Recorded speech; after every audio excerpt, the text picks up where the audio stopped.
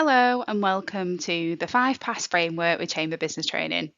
In this video, I'm going to walk you through the 5 Pass Framework, a practical and reliable method for building high-scoring answers in the CIPS written exams, especially the constructed response. If you've ever left an exam thinking, I understand the content, but my answer didn't come out the way I intended, then this framework is exactly what you need. It helps you shift from simply writing to deliberately engineering your answer. One of the biggest challenges learners face is trying to write the perfect sentence straight away. When you do that, you end up juggling structure, theory, examples, evaluation, wording, all at the same time. It's like trying to cook a meal, set the table, wash up, and host your guests simultaneously. It just doesn't work. High performing students don't write linearly. They build their answers in layers. They sketch the structure first, then layer in the detail, and that's exactly what the 5 Pass framework trains you to do. When you think of everything at once, structure, content, critique, examples, your brain goes into overload, and that's when the answers drift off topic or become vague. The 5 Pass framework gives you control. Instead of panicking, you follow a calm, predictable sequence. It's like building a house. You wouldn't hang curtains before you've laid the foundations. And this approach ensures you meet every examiner requirement in the right order and without any stress. This framework breaks a CR question into manageable chunks of around 5 to 10 minutes each. You're not guessing what comes next, you're following a system. And systems are exactly what CIPS examiners reward: clarity, logic, evidence, and judgement. And here's the structure you're going to learn. Pass 0, the quick plan. Pass 1, introduction and signposting. Pass 2, the theory dump. Pass 3, examples and context. Pass 4, balance and judgment. And Pass 5, conclusion and synthesis. And every pass has a purpose. Skipping one usually means you're going to lose marks. Let's start with Pass 0, the quick plan. Before you write a single sentence, take about 5 minutes to secure your strategy. First, read the question carefully. Second, highlight the command word. Analyze, evaluate, compare, recommend, because that word controls the entire tone of your answer.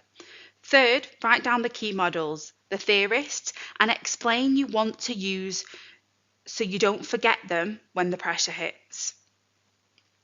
Imagine you're answering a question on supplier relationship management. In your own plan, you might jot down Toyota's long-term supplier partnerships or Apple's work with semiconductor manufacturers. These anchors help you bring the theory to life. Pass 1, the introduction and signposting. Your introduction isn't a warm-up, it's a contract with the examiner. Start with the word introduction so it's unmistakable.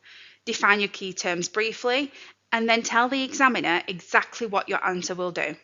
For example, this answer will evaluate supplier relationship management by outlining its principles, applying them to the automotive sector, and assessing its limitations, such as dependency risk. A clear signpost reduces the examiner uncertainty, and confident writing earns marks. Pass 2, the theory dump.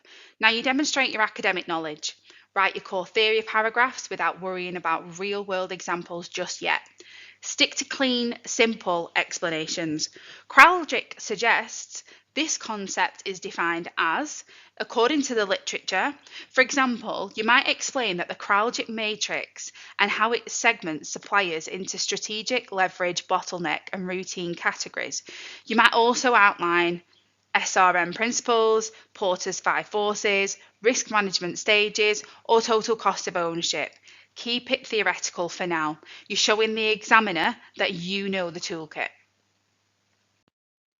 Then comes Pass 3, examples and context. This is where your answer comes to life. Go back through your theory paragraphs and add real-world links. For example, when explaining the Kraljic matrix, you might use Unilever treating palm oil as a high-risk, high-impact material requiring long-term partnerships.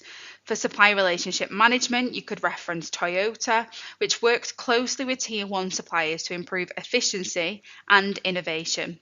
When discussing risk, you might use Airbus, which maps its supply chain deeply to avoid single points of failure. For TCO, IKEA, it's a brilliant example, sometimes accepting a slightly higher unit price because better packaging reduces damages and freight costs. These examples turn theory into application, and that's where a large portion of marks come from. Next is pass four, balance and judgment, and this is the distinction unlock. Distinction level answers always challenge the theory they've presented. So, what you need to ask yourself is what are the weaknesses? When might this fail? What alternatives could be considered?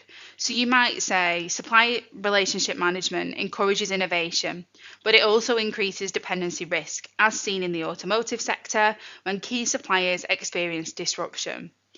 Or CrowdJick is a strong starting point, but during sudden shifts like semiconductor shortages, risk levels can change with little warning. Or dual sourcing reduces risk but may weaken price leverage, especially in FMCG markets where volume drives discounts. And this is where you demonstrate critical thinking, the heart of level 6. Finally, pass five, the conclusion and synthesis. Start with in conclusion, so the examiner knows you're closing the loop. Summarise your key points briefly and give a final confident judgment. For example, in conclusion, supply relationship management is appropriate for strategic semiconductor suppliers due to the innovation potential and high switching costs. However, dependency risks should be controlled through performance metrics and selective dual sourcing. A strong conclusion shows confidence and clarity, which is the perfect finish. Before we wrap up, a quick note on useful sentences to help you with clarifying, linking, critiquing, and concluding. Sentence starters like according to, for example, however, and on balance aren't filler. They're tools that keep your writing sharp and examiner friendly. Using them ensures structure, flow, and a confident academic tone. When you combine all 5 passes, you guarantee clear structure, strong theory, real world relevance, balanced evaluation, and a decisive conclusion. Nothing is guessed and everything is engineered. On your next practice paper, don't just write, use the passes, plan, signpost, dump theory, add examples, evaluate, and conclude. And this is how calm students outperform the panic ones. If you found this useful, pause the video and practice the framework on a past CR question right now. You'll be amazed how quickly your answers become clearer, stronger, and more examiner friendly.